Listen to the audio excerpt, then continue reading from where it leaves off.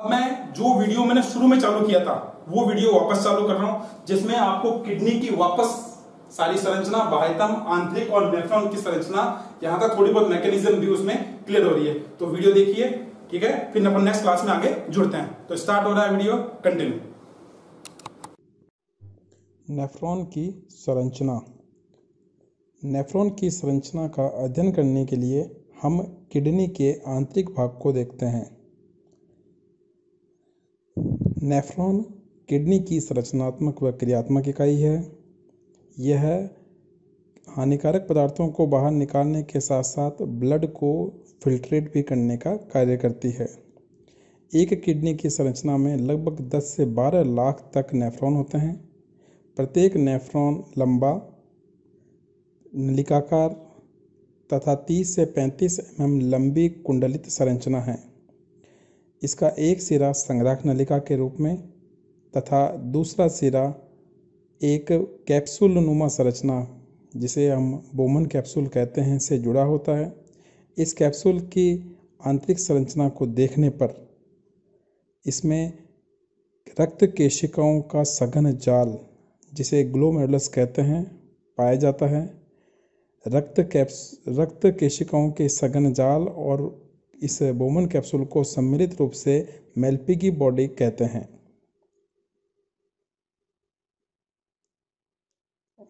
रक्त जब इस ग्लोमेरुलस में प्रवेश करता है तो जिस नलिका से आता है उसे एफरेंट यानी अभिवाही नलिका कहते हैं और अपवाही नलिका के द्वारा रक्त वापस निकलता है। बोमन कैप्सूल आगे की ओर पीसीटी समीपस्थ कुंडलित नलिका के रूप में आगे चलता है और यह संरचना आगे की ओर हैनले के रूप में खुलती है। हैनले के लूप में दो समांतर भुजाएं होती है, जिसमें एक भुजा डिसेंडिंग और दूसरी ओर असेंडिंग भुजा होती है। असेंडिंग भुजा आगे की ओर वृक्क कॉर्टेक्स में स्थित होती है और यह डीसीटी में जुड़ती है।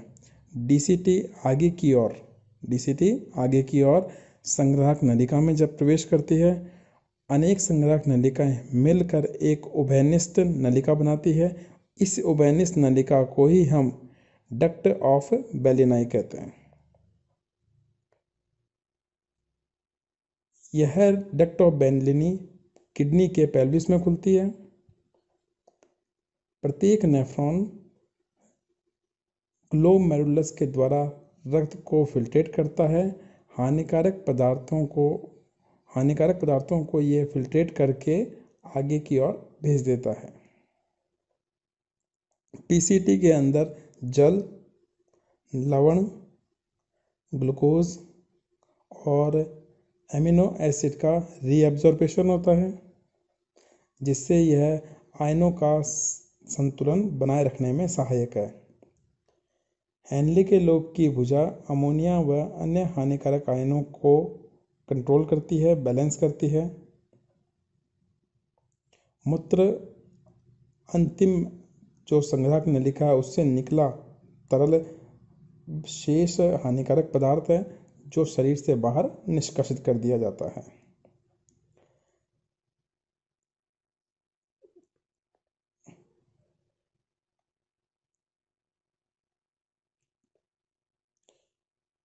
मूत्रवाहिनी के द्वारा यह हानिकारक पदार्थ मूत्राशय से होता हुआ शरीर से बाहर निकल जाता है।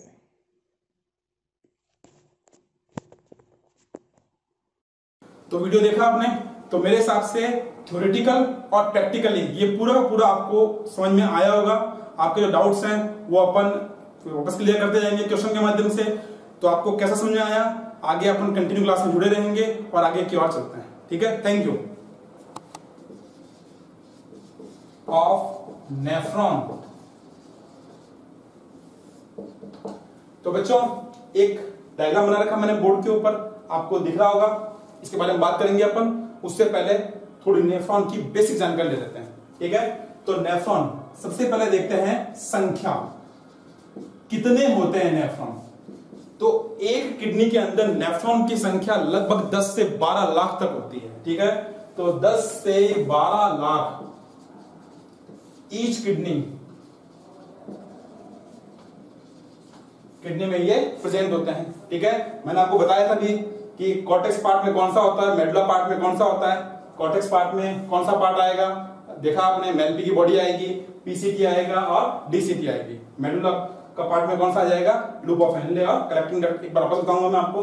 तो ये आ गई संख्या 10 से 12 लाख तक और ईच किडनी में ये प्रेजेंट रहते हैं। ठीक है, कैसी होती है, तो ये कैसी होती है, पतली, लंबी और कुंडलित संरचना होती है, कुंडलित नलिकाकार, पतली लंबी कुंडलित नलिकाकार संरचना होती है जिसकी लंबाई लगभग 30 से 35 माइक्रोन तक होती है। तो ये थी नेफ्रॉन की बेसिक इंफॉर्मेशन। फिर एक नेफ्रॉन मूल रूप से भिन्न भिन्न भागों में बटा होता है। अपन पहले बात कर चुके हैं कि नेफ्रॉन जो होता है वो किडनी की संरचनात्मक और क्रियात्मक इकाई है। तो पहले इस बात को भी समझ लें वापस।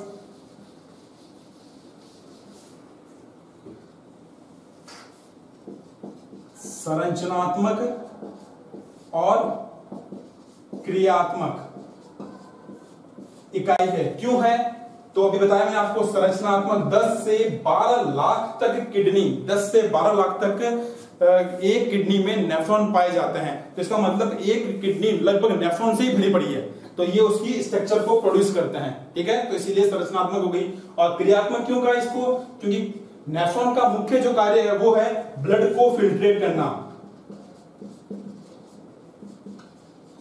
और साथ में एक्सक्रेशन,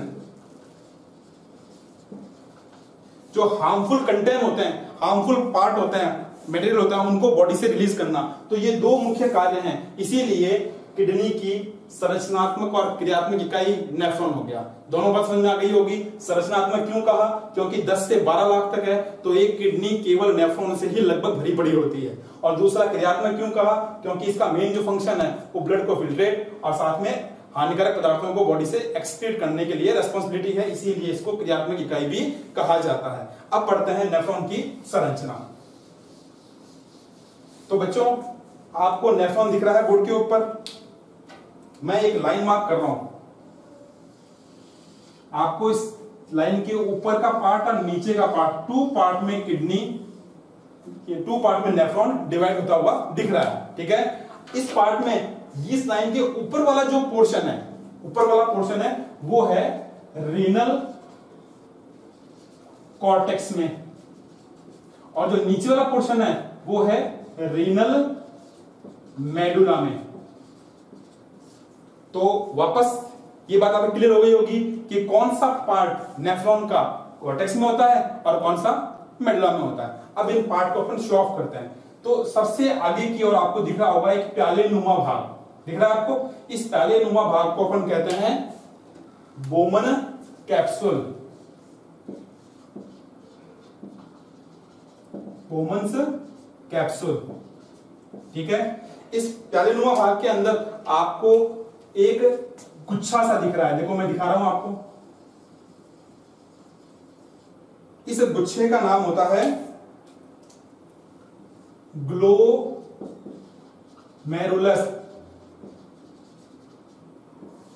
ठीक है, केशिका गुच्छ।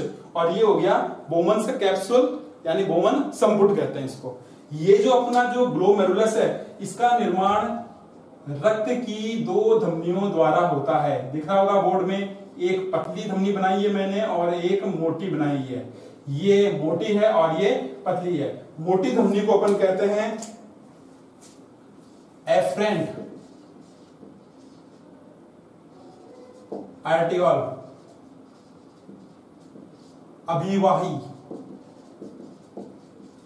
धमनी। और ये जो पतली वाली है इसको बोलते हैं एफरेंट, एफरेंट आर्टियोल, अपवाही धमनी का।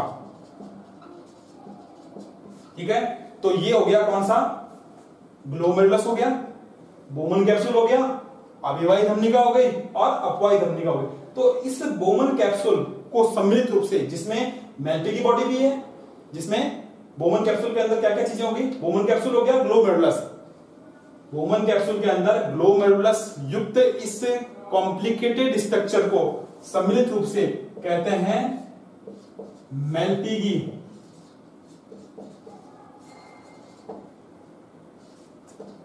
मेल्पिगी बॉडी, मेल्पिगी काय, जिसके अंदर केशिका गुच्छ और ये अपना बोमन कैप्सूल पाया जाएगा। क्लियर है? आगे वाला पार्ट, ये जो कुंडलित भाग दिख रहा है आपको इतना इतना, इस भाग को बोलते हैं PCT, प्रॉक्सिमल कन्वर्टेड ट्यूब्यूल, समीपस्थ कुंडलित नलिका। PCT समीपस्थ कुंडलित नलिका क्यों कहते हैं? इस आगे वाला पार्ट जो अपना मेल्पिगी बॉडी है इसके पास में स्थित है, इसीलिए समीपस्थ कुंडलित नलिका। नाम से मालूम पड़ा, पास में है, कुंडलित है और नलिका का संरचना है। ठीक है, उसके आगे देख रहे हो आप एक पतली सी नलिका आई, यहां आकर चौड़ी हो गई। ठीक है, तो यहां से लेकर यहां तक आई पूरा, इस पार्ट को बोलते हैं हेनले का लूप, हेनलेज लूप। ठीक है, फिर आगे देख रहे हो वापस जैसा ये था वैसा का वैसा ये पार्ट है, बट डिफरेंस क्या है? ये इसके पास में है और ये इससे दूर है, तो इसका नाम हो जाएगा DCT, डिस्टल कन्वर्टेड ट्यूब्यूल, दूरस्थ कुंडलित नलिका। DCT दूरस्थ कुंडलित नलिका, ये पार्ट हो गया। और लास्ट में आपको दिख रहा होगा एक नलिका जिसमें और भी चैनल छोड़े हुए हैं, इसको बोलते हैं कलेक्टिंग डक्ट, कलेक्टिंग डक्ट यानी संग्राहक नलिका। तो बच्चों ये है एक नेफ्रॉन, इस नेफ्रॉन के अंदर आपको दिख रहा है एक मेल्पिगी बॉडी होती है, फिर एक होती है PCT, फिर होता है हेनले का लूप, फिर होता है DCT, फिर होता है संग्राहक नलिका या कलेक्टिंग डक्ट। तो ये नेफ्रॉन के मेजर पार्ट हैं, हम एक एक करके सभी की डिटेल स्टडी करते हैं। तो शुरू करते हैं सबसे पहले मेल्पिगी बॉडी की। ठीक है, तो ध्यान दीजिए आप,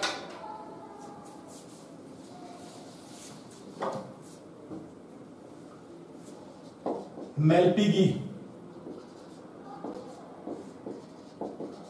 मेल्पिगी काय। बच्चों मेल्पिगी काय नेफ्रॉन का प्रारंभिक भाग होता है। मेल्पिगी काय दो भागों में बटा होता है। ठीक है, पहला भाग होता है इसका बोमन कैप्सूल, बोमन्स कैप्सूल जो अपन देख रहे हैं, बोमन्स कैप्सूल। ठीक है, इसका आकार कैसा होता है? तो इसका आकार होता है प्याले नुमा, प्याले नुमा इसकी संरचना दिखाई देती है। ठीक है, इस प्याले नुमा संरचना के भीतर की तरफ देख रहे हो, ये लाइन दिख रही है आपको, इस लाइन के ऊपर विशिष्ट सरल शल की उपकला का आस्तरण किया होता है। सरल शल की उपकला मतलब सिंपल स्क्वेमस एपिथेलियम टिश्यू, सरल शल की उपकला उत्तक का इसके ऊपर लेयर होता है। ठीक है, सरल शल की उपकला द्वारा कैसा होता है? ये आस्तरित होता है, सिंपल स्क्वेमस एपिथेलियम लेयर से या टिश्यू से ये लेयर होता है। ठीक है, फिर बात करते हैं इस बोमन कैप्सूल की। तो इसमें विशिष्ट प्रकार की कोशिकाएं पाई जाती है जिन्हें अपन बोलते हैं पोडोसाइट, पोडोसाइट हिंदी में बोलते हैं पदाणु, पोडोसाइट सेल, ये बहुत इंपॉर्टेंट होती है। ये पोडोसाइट सेल की जो शीर्ष भाग होता है, पोडोसाइट सेल का प्रवर्ध पार्ट होता है, ये इन केशिका गुच्छ की रक्त केशिकाओं के साथ मिलकर फिल्ट्रेट लेयर, फिल्ट्रेशन के लिए रेस्पॉन्सिबल होती है और ये मिलकर एक विशिष्ट सतह का निर्माण करती है जिसे बोलते हैं ग्लोमेरुलर, ग्लोमेरुलर मेम्ब्रेन, ग्लोमेरुलर कला का निर्माण करती है। यह ग्लोमेरुलर कला सूक्ष्म रंध्रों युक्त होती है। इस रंध्रों को बोलते हैं फेनिस्ट्रा, इन रंध्रों को बोलते हैं फेनिस्ट्रा। ये सूक्ष्म रंध्र होते हैं और ये इस ग्लोमेरुलर झिल्ली यानी बोमन कैप्सूल की पारगम्यता को बढ़ा देते हैं। इससे पदार्थों का पारगम्य होता है, यानी पदार्थ इससे छनकर आगे की ओर स्थानांतरित हो जाते हैं। तो ये था अपना कौन सा? Bowman capsule. तो वापस देखिए आकार कैसा होता है? प्याले नुमा। दूसरी बात करते हैं इसके भीतर की और सरल सेल की उपकला का आचरण होता है। तीसरी बात करते हैं इसमें विशिष्ट पोडोसाइट सेल्स पाई जाती है। ये पोडोसाइट सेल के जो शीर्ष भाग होते हैं, शीर्षांकुर होते हैं, ये रक्त केशिकाओं की सतह के साथ मिलकर विशिष्ट ग्लोमेरुलर झिल्ली का निर्माण करते हैं और यह ग्लोमेरुलर झिल्ली रेस्पॉन्सिबल होती है फिल्ट्रेशन के लिए। क्यों? क्योंकि इसके ऊपर सूक्ष्म रंध्र पाए जाते हैं जिन्हें अपन फेनेस्ट्रा कहते हैं, और ये फेनेस्ट्रा उसकी फिल्ट्रेशन यानी पारगम्यता की रेट को क्या कर देती है, बहुत ज्यादा कर देती है। तो ये था अपना बोमन कैप्सूल। ठीक है, अब शुरू करते हैं इसका दूसरा पार्ट। थोड़ा सा मैं बोर्ड के ऊपर साफ कर रहा हूं। सेकंड पार्ट है इसका ग्लोमेरुलस, केशिका गुच्छ। तो बच्चों इस बोमन कैप्सूल में आप देख रहे हो केशिका गुच्छ। एक्चुअल में ये कैसे बना, तो देखो डायग्राम में, शरीर से अभिवाही एफरेंट, शरीर से अभिवाही धमनिका रक्त लेकर किडनी के नेफ्रॉन में आती है।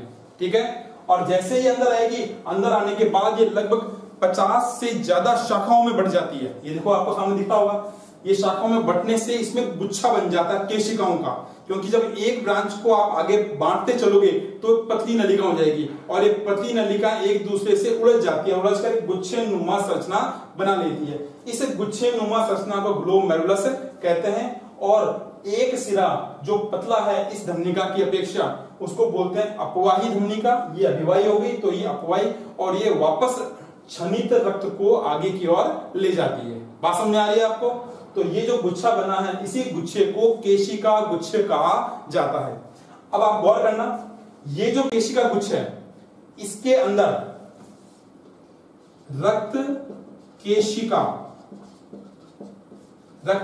केशिका की एंडोथीलियम और बोमन कैप्सूल की रक्त केशिकाओं के एंडोथीलियम और बोमन कैप्सूल की एपिथीलियम, ये दोनों मिलकर एक विशिष्ट फिल्ट्रेट लेयर बनाती है जिसे निस्यंद स्तर कहते हैं। वापस नोटिस करना इस बात को, बोमन कैप्सूल के अंदर ये जो संरचना होती है केशिका गुच्छ, इस केशिका गुच्छ की एंडोथीलियम और बोमन कैप्सूल की एपिथीलियम मिलकर निस्यंद स्तर का निर्माण करती है। तो ये था अपना ग्लोमेरुलस। निस्यंद स्तर आप समझ रहे होंगे, जो फिल्ट्रेशन के लिए रेस्पॉन्सिबल है। ठीक है, अब यहां पर अपना ये वाला पोर्शन कंप्लीट होता है। इससे आगे चलते हैं तो आप देख रहे होंगे पीसीटी। ठीक है, देखो पीसीटी और ये हो गया अपना मेल्पिगी बॉडी, इन दोनों के बीच में एक छोटा सा पार्ट होता है जिसे बोलते हैं ग्रीवा या नेक, ग्रीवा या नेक। तो यहां इसके बाद बात कर लेते हैं। छोटा सा पार्ट है, केवल काम क्या है इसका, मेल्पिगी बॉडी को पीसीटी से जोड़ना, मेल्पिगी बॉडी को पीसीटी से जोड़ना, और साथ में इसकी जो संरचना होती है वो सीलिएटेड पक्षमाभीय होती है, और पक्षमाभियों में के द्वारा क्या होगा, पक्षमाभ मूवमेंट करते हैं, और मूवमेंट करने से आगे वाले यहाँ के पदार्थ आगे की ओर गमन करेंगे, यानी स्थानांतरित हो जाते हैं। इसके लिए रेस्पॉन्सिबल कौन होता है, ये ग्रीवा होती है। ठीक है, आगे बात करते हैं अपन पीसीटी की, समीपस्थ कुंडलित नलिका।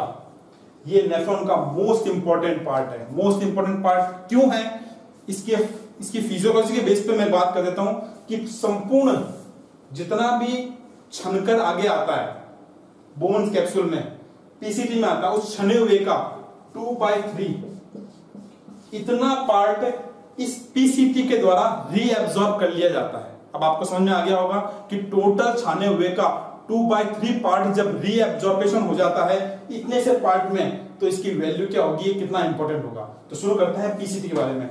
तो पीसीटी समीपस्थ कुंडलित नलिका, प्रॉक्सिमल कन्वर्टेड ट्यूब्यूल, नेक के एक तरफ जुड़ी होती है, दूसरा सिरा जुड़ा होता है हैंडले के लूप की तरफ। संरचना कैसी होती है, लंबी होती है, मोटी होती है, कुंडलित होती है, नलिकाकार होती है। चार बातें सुन लो, लंबी, मोटी, कुंडलित और नलिकाकार। इसकी जो भित्ति होती है, ये आंतरिक लेयर, ये दिख रही है आपको, ये बनी होती है घनाकार क्यूबॉइडल एपिथेलियम टिश्यूज से बनी होती है। घनाकार उपकला ऊतकों से निर्मित होती है। यहां बनी हुई थी पहले सरल शल की उपकला से, अब की बार है घनाकार उपकला क्यूबॉइडल एपिथेलियम से निर्मित होती है। ठीक है, इसकी जो सतह होती है, इस सतह के ऊपर सूक्ष्मांकुर पाए जाते हैं। सूक्ष्मांकुर बच्चों, सूक्ष्मांकुरों का बहुत सारा समूह पाया जाता है और ये सूक्ष्मांकुर ब्रुश बॉर्डर बनाते हैं। ब्रुश बॉर्डर समझते होंगे आप, कंगा देखा होगा आपने, कंगे के ऊपर ऐसे दांत से लगे होते हैं। तो सेम यही स्ट्रक्चर ये यहां पर ऐसे छोटे छोटे सूक्ष्मांकुर यहां से लेकर यहां तक आपको दिखाई देंगे। जो आपने वीडियो देखा था, उस वीडियो के अंदर आपको इस लेयर को दिखाया है, उस लेयर के अंदर आपको दिखेंगे सूक्ष्मांकुर इस पार्ट में प्रेजेंट होते हैं। तो ये सूक्ष्मांकुर का काम क्या होता है? पाचन वाले चैप्टर में अपन ने पढ़ा था, छोटी आंत के अंदर सूक्ष्मांकुर अवशोषणी सतह के क्षेत्रफल में वृद्धि कर देते हैं। बच्चों वही बात यहां पर है, ये भी अवशोषण सतह के क्षेत्र में वृद्धि कर देते हैं और इसी कारण 2/3 भाग का 2/3 पार्ट का रीअब्जॉर्प्शन कहां हो जाएगा? पीसीटी में हो जाएगा। पीसीटी की एक और इंपॉर्टेंट बात, सूक्ष्मांकुरों के साथ साथ यहां पर नेफ्रॉन में सर्वाधिक मात्रा में माइटोकॉन्ड्रिया पाए जाते हैं। माइटोकॉन्ड्रिया, नेफ्रॉन में सबसे अधिक माइटोकॉन्ड्रिया पीसीडी में पाए जाते हैं। माइटोकॉन्ड्रिया को हम कोशिका का शक्ति ग्रह कहते हैं और यह एटीपी का उत्पादन करता है, जो शरीर के लिए आवश्यक ऊर्जा के लिए रेस्पॉन्सिबल होती है, शरीर की ऊर्जा के लिए रेस्पॉन्सिबल है, या ऐसा कहते हैं कि यह शरीर में ऊर्जा का निर्माण करता है। ठीक है, तो ये माइटोकॉन्ड्रिया यहां करेंगे क्या?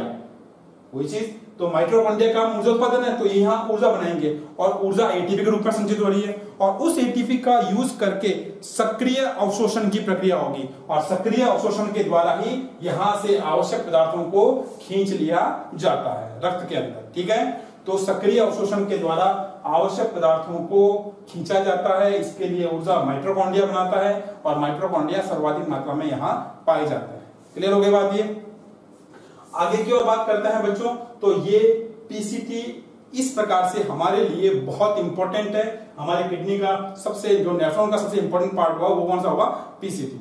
इसके बाद आगे चलते हैं अपन, तो ये आता है हेनले का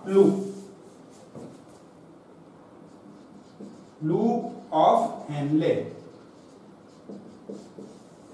ठीक है, तो शुरू करते हैं। सबसे पहले इसका नामकरण, हेनले के लूप का नामकरण एक जर्मन साइंटिस्ट थे हेनले, उनके नाम पर रखा गया। उन्होंने सबसे पहले खोज की थी, इसीलिए हेनले का लूप कहा जाता है। क्लियर है? हेनले के लूप की संरचना देखोगे तो ये यू आकार की नलिका का संरचना होती है। अंग्रेजी का जो कैपिटल यू होता है वैसा इसका शेप होता है। बच्चों गौर करना, ये वाला पोर्शन लाइन के नीचे आ रहा है, लाइन के नीचे आ रहा है, रेड लाइन के नीचे आ रहा है, इसका मतलब कहां स्थित होगा? ये वेरी गुड, ये किडनी के मेडुला पार्ट में प्रेजेंट होता है। तो यहां से देखो आप, ये पतली नलिका है यहां तक और उसके बाद में यही पतली नलिका थोड़ी मोटी हो गई। ठीक है, और उसके बाद में कुंडलित हो गए, तो कुंडलित वाला पार्ट का नाम तो हो गया डीसीटी। तो यहां चौड़ा फिर पतला यहां तक, ये पूरा का पूरा पोर्शन हेनले का लूप है। तो हेनले के लूप में 2 समांतर भुजाएं होती है। कितनी? 2 समांतर भुजाएं होती है। एक भुजा जो पीसीटी की ओर है, इस पार्ट की ओर है, उसे अपन कहते हैं डिसेंडिंग लिम्ब और दूसरी हो गई असेंडिंग।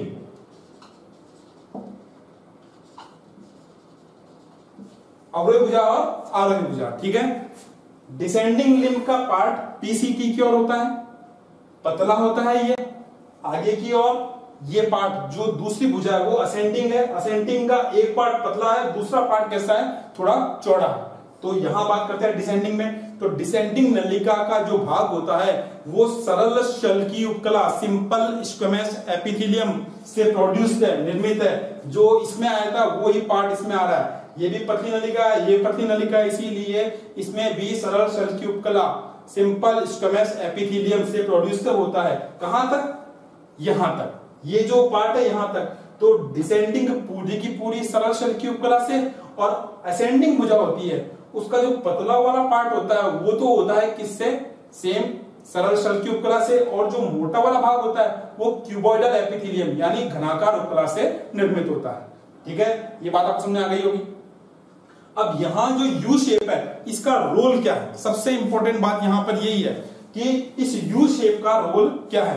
तो बच्चों ये यू शेप आपने देखा होगा, एक झूला होता है, कोलंबस डंडा लगा होता है, नाव सी होती है, एक बार नाव इधर जाती है, फिर इधर आती है, फिर इधर आती है, फिर इधर जाती है। यहाँ घड़ी में पेंडुलम देखा होगा आपने जो रेगुलर मूव कर रहा है, यहां पर भी यही थ्योरी काम कर रही है। यहां से जैसे क्षणिक आगे आएगा वो आगे की जाएगा, फिर वापस पीछे आएगा, फिर आगे जाएगा, फिर पीछे आएगा। ऐसा होने पर जो बड़े पदार्थ के अणु होते हैं, अवशिष्ट पदार्थों के बड़े अणु होते हैं, आवश्यक है जिन्हें एब्जॉर्ब नहीं किया जा सका, उनको यहां छोटे टुकड़ों में तोड़ दिया जाता है और छोटे टुकड़ों में टूटने से वो एब्जॉर्ब हो जाएगा।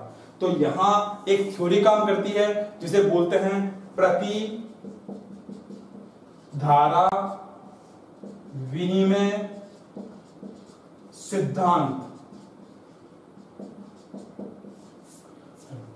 प्रति धारा विनिमय सिद्धांत, रिवर्स करंट एक्सचेंज थ्योरी यहां पर काम करती है, जिसके द्वारा क्लोराइड जैसे आयनों को तोड़ा जाता है या उनका एब्जॉर्प्शन आगे की ओर किया जाता है। तो ये था अपना हेनले का लॉ।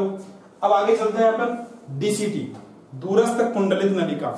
हाँ तो बच्चों एक चीज और, इसमें यहां अपन ने बात की थी सूक्ष्मांकुरों की, तो इसमें सूक्ष्मांकुर कम होते हैं, अनुपस्थित की बात नहीं कर रहा हूं, इसमें टीसीटी की अपेक्षा सूक्ष्मांकुर कम होते हैं। ठीक है, अब डीसीटी की बात करते हैं। आप जैसे जैसे आगे चलोगे वैसे वैसे सूक्ष्मांकुरों की संख्या कम होती जाएगी। तो डीसीटी इस पार्ट में सूक्ष्मांकुर अनुपस्थित होते हैं, नहीं पाए जाते। डीसीटी के अंदर ये कुंडलित तो मोटी नलिकाकार संरचना है जिसका एक पार्ट जुड़ा होता है किससे, हेनले के लूप की असेंडिंग भुजा से, और दूसरा पार्ट जुड़ा होता है कलेक्टिंग डक्ट संग्राहक नलिका से जुड़ा होता है। ठीक है, इसका निर्माण भी, इसके आंतरिक लेयर का निर्माण भी किससे होता है, वही क्यूबॉइडल जो पहले आया था, अभी अपन ने इसमें बात की थी क्यूबॉइडल घनाकार उपकला से, वैसे ही इसका निर्माण भी घनाकार उपकला द्वारा आश्रित होता है। ठीक है, तो ये हो गई कुंडलित नलिकाकार संरचना दूरस्थ।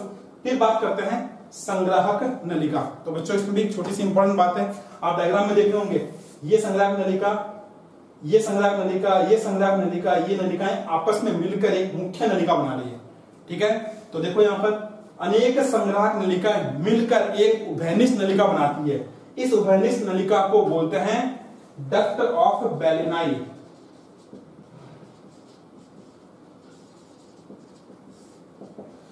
डक्ट ऑफ बेलेनाई जो वीडियो आपने देखा था पीछे, उसके अंदर डक्ट ऑफ बेलेनाई आपको एकदम क्लियरली शो ऑफ हो रही थी, मैं वही पार्ट आगे कर रहा हूं। तो ये डक्ट ऑफ बेलेनाई हो गई। ये यहां आप चैम्बर देख रहे हो, ये चैम्बर दूसरे नेफ्रॉनों के लिए, कि एक नेफ्रॉन यहां क्रॉस जुड़ेगा, एक नेफ्रॉन और यहां जुड़ जाएगा, फिर एक और जुड़ जाएगा, तो एक उभयनिष्ठ नलिका का निर्माण होता है। तो बच्चों ये था पूरा का पूरा अपना नेफ्रॉन। एक शॉर्ट रिवाइज, नेफ्रॉन संरचनात्मक और क्रियात्मक इकाई किडनी की। इस कितने भाग होते हैं, पहला पार्ट मेल्वी की बॉडी, दो भागों में बटी हुई। पहला कौन सा हो गया, प्यालेनोमा संरचना, दूसरा हो गया केशिका गुच्छ। प्यालेनोमा संरचना में सबसे इंपॉर्टेंट बात क्या है कि पोडोसाइट साइट, कौन सी, पदाणु पोडोसाइट सेल्स, जो रक्त केशिकाओं की सतह से जुड़कर क्या करती हैं, निश्चल ग्लोमेरुलर फिल्ट्रेट मेम्ब्रेन का निर्माण करती है। बात करते हैं ग्लोमेरुलस केशिका गुच्छ की। दो नलिकाएं, एक अभिवाही जो रक्त लेकर आती है, अपवाही जो रक्त लेकर जाती है, के मिलने से 50 से अधिक शाखाओं में बंटने से नलिका के एक जाल बन जाता है जिसे केशिका गुच्छ कहते हैं। ठीक है, इस केशिका गुच्छ की एंडोथेलियम और बोमन कैप्सूल की एपिथेलियम मिलकर फिल्ट्रेट लेयर का निर्माण करती है, जहां से फिल्ट्रेशन की प्रोसेस पूरी होती है और आगे छंद जाएगा। फिर बात करते हैं नेक, जो बोमन कैप्सूल को पीसीटी से अटैच करता है। सीलिएटेड लेयर होती है, पदार्थों को क्रमांकुंचन क्रिया द्वारा आगे भेजती है।